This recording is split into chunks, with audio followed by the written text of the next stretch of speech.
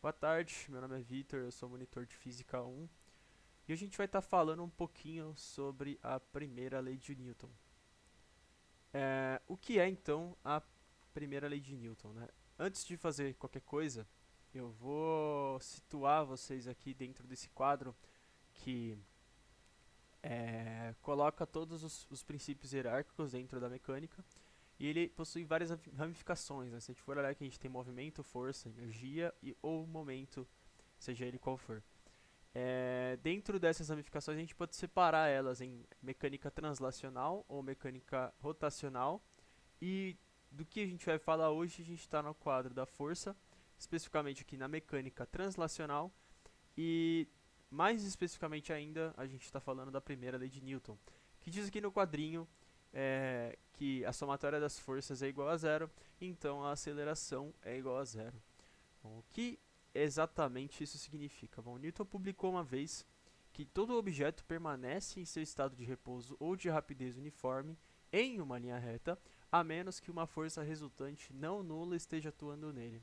Bom, isso basicamente quer dizer, bom, se o somatório das forças resultantes for igual a zero, então esse corpo vai permanecer no estado em que ele está.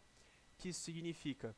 Se ele tiver, por exemplo, uma velocidade igual a zero, ele vai continuar nessa velocidade igual a zero. Se ele tiver, por exemplo, uma velocidade diferente de zero, ele vai continuar nessa velocidade diferente de zero. É importante situar aqui que nessa condição a aceleração é igual a zero, o que implica que a velocidade dele não será alterada, independente se ele está se ele está em repouso, que nem diz Newton, ou se ele está em uma determinada rapidez, certo? Bom, para falar em primeira lei de Newton, a gente precisa entender o que a inércia quer dizer, né? A inércia de um corpo ela é medida pela massa desse. Se a gente pegar a famosa equação que descreve a primeira lei de Newton, a primeira e a segunda lei de Newton, a gente vai ter que as forças resultantes é igual a massa vezes a aceleração. Mas tentando rearranjar aqui o que essa equação descreve, eu dividi dos dois lados aqui pela aceleração. E a gente encontra que a massa é igual à força resultante dividido pela aceleração, certo? O que isso significa? Que quanto maior a inércia de um corpo, e inércia eu estou falando da massa do corpo, maior é a força que eu vou ter que fazer para tirar ele do estado que ele está. Você pode ver que a massa, nesse caso, tem uma relação diretamente proporcional com a força. É interessante pensar desse jeito e também pensar um pouquinho lá aqui dentro do quadro, né? Só fazendo uma relação que a gente conhece mais o momento de inércia, né? Dentro do torque. Nesse quadrinho aqui, ó. Se a gente pensar que o torque, na verdade, de um corpo, ele vai ser igual ao momento de inércia dele vezes a aceleração angular dele, né? A massa aqui, na verdade, é um termo semelhante ao momento de inércia, né? O torque seria semelhante à força resultante, o momento de inércia seria a massa, né? Então, aqui seria a força resultante, aqui seria a massa e aqui seria a aceleração. É só lembrando que os dois, um fala aqui, no caso, da mecânica rotacional, né? E o outro fala da mecânica translacional, né? Mas só fazendo um link aí que, nesse caso, a massa tem uma determinada semelhança com o momento de inércia em um corpo que está sendo rotacionado. Né? Bom, partindo então aqui para a nossa análise dimensional, o que é um Newton? Né? Qual que é a unidade de medida Newton? Bom, se a gente pegar aqui a massa vezes a aceleração, a gente sabe que a unidade da massa é quilograma e a aceleração é metros por segundo ao quadrado. Né? Um Newton nada mais é que um quilograma vezes metro dividido por segundo ao quadrado. Essa é a unidade de medida de 1 Newton. Eu também fiz aqui uma relação que se a aceleração é nula, a força também é. O que isso significa?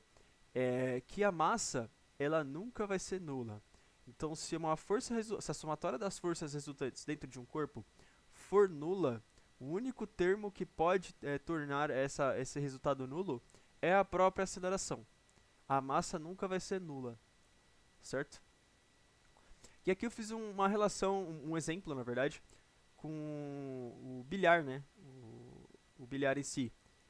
O que isso significa? É que antes, tem as bolinhas ali em cima da mesa de bilhar, e antes de um jogador bater com o taco em uma bolinha de bilhar, todas as bolinhas estão em repouso, né?